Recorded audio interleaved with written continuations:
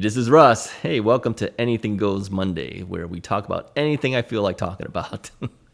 And then on Tuesdays, Thursdays, and Saturdays, we talk about e-bike related topics. So tune in on those days if you want to look for e-bike stuff. All right, so what are we going to talk about today? Well, let's just start out real quickly with a quick health update, because as you know, a lot of times on Mondays, I do talk about how the diabetes things and the health things are going on. Well, it's not a whole lot of change. The only changes that are happening, it seems, is the weight has been fluctuating 2 pounds. So, I hit the 30 pounds off.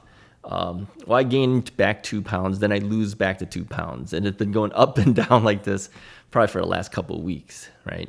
So I think the 30 pounds is pretty much there to stay unless I eat something out of the norm. And the last couple of weeks, I have not just been eating salads. I've been eating, like I said before, pork stuff, like pork butt, pork butt, I usually turn it into pulled pork. I put it in the smokers. I haven't smoked anything in a while. I just stuck it in the oven. So I slice it then, right? And then and ribs. I've had some ribs too. But because of stuff like that, and not just salad, which is usually what I have, the fluctuation of the weight goes up to and drops back down to. So when I'm not eating all that stuff, I just eat the salads, it goes back down. So I still call it a 30-pound loss because I know it hovers at the 30 pounds unless I do something stupid. Oh, okay, here's one more thing that I did try, all right? I was at Costco and I had a hot dog, as I sometimes do. Okay, quite a bit, in fact, the last couple weeks, because I find that the hot dog doesn't really affect me that much. When I eat a hot dog, okay, let me give you an example. If I started out on my blood glucose measurement that day, it was, let's say it's 99. Okay, let's just call it 100. Okay, if it's at 100 and I eat the hot dog and I go and check it, it'll go to like 119. And then after a couple hours, it'll drop back down again. So it doesn't seem to really affect it much. I mean, anytime you eat something, something's going to go up, right?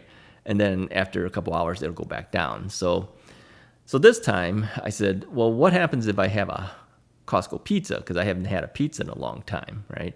I was thinking this in the back of my mind, and I didn't do it, okay? So I was going to go and order a hot dog, as I usually do. But I went to Costco, and the hot dog it just said, out of stock, I think it actually said. And I could see the machine there. I could see they were working on the machine, but it said out of stock. So couldn't order it. I think they just couldn't boil up the hot dogs because they were cleaning it or something. I don't know what's going on.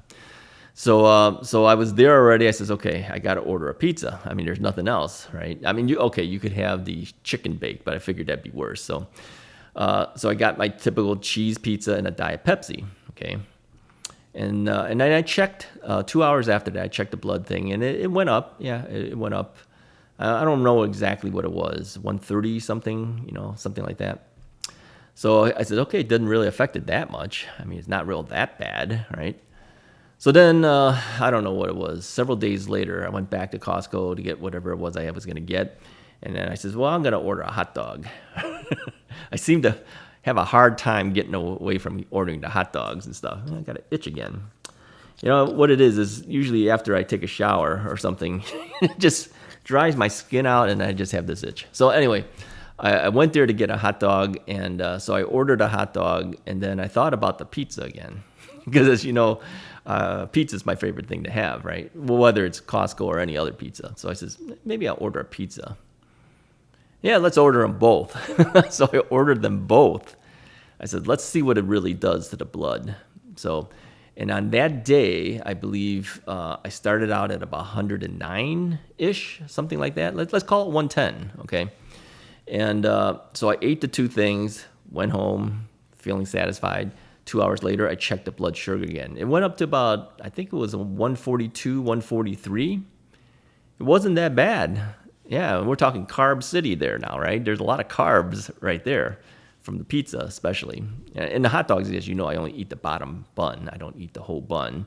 And I only put mustard on the hot dog. So Diet Pepsi doesn't do anything to it. So anyway, so yeah, I've been playing with those things, and I've noticed that the weight, of course, goes up, the 1 to 2 pounds, and then comes back down again, as usual.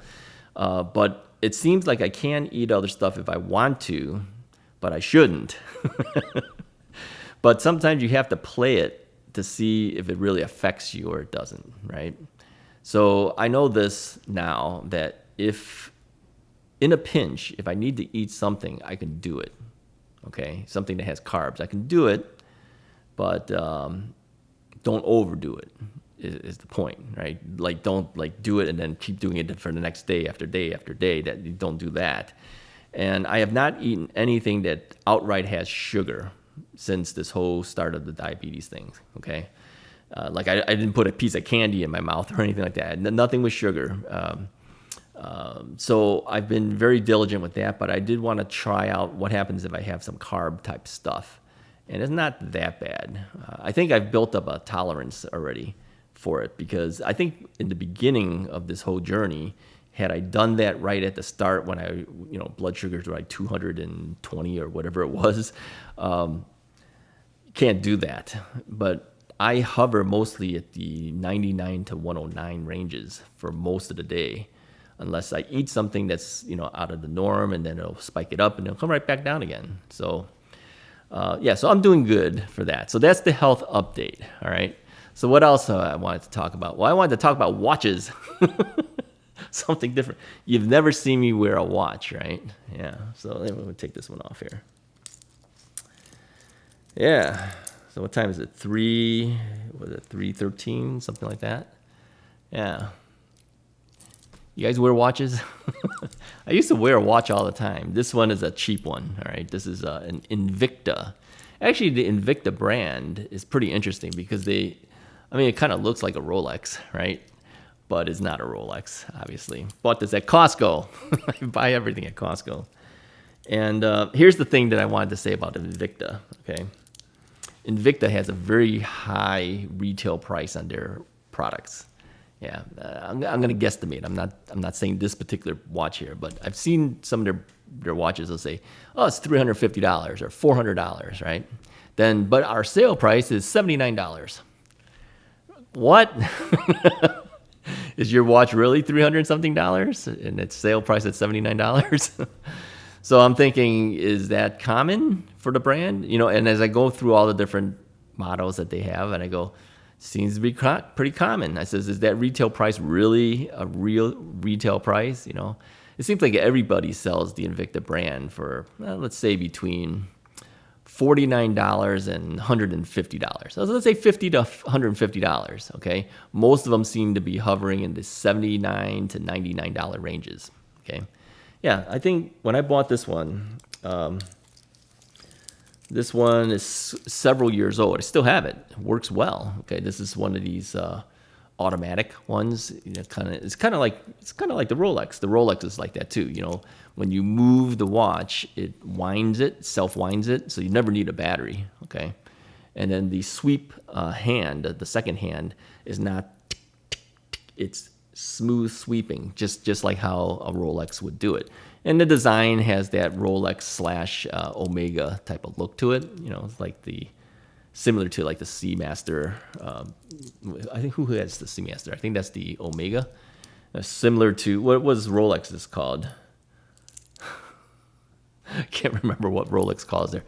But the bezel has more of a Omega type of look to it. It's kind of smooth. It doesn't have that coin look that the Rolex has. But, it's the same basic style type of watch. But, yeah, this one, I think I bought it for like $99 at Costco many, many years ago, okay?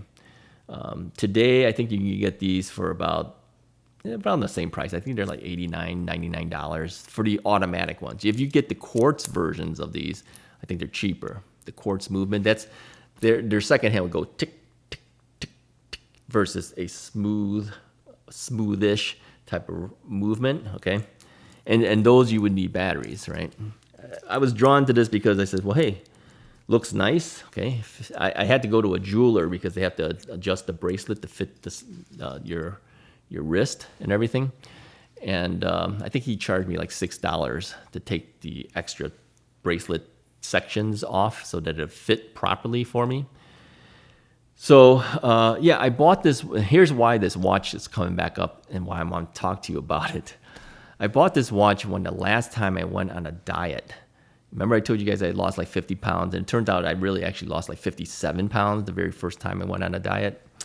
Well, when they took the links off, think about that. It fit my wrist when I was a lot less in weight by 57 pounds, right? So anyways, I had been looking for the watch. I go, where did I put this thing? Because I haven't worn watches since smartphones. That's how old this watch is. Because I figured, I have a phone in my pocket. What do I need a watch for? I could always just look at the phone and tell me what time it is. Probably more accurate anyway, right? And then also I had bought Mac computers, the Apple Mac computers, and on the MacBook Pros, the large 16-inch type versions. I think my old one's 15-inch, whatever. The armrest part where you put it, this would scratch that if I did that. Okay.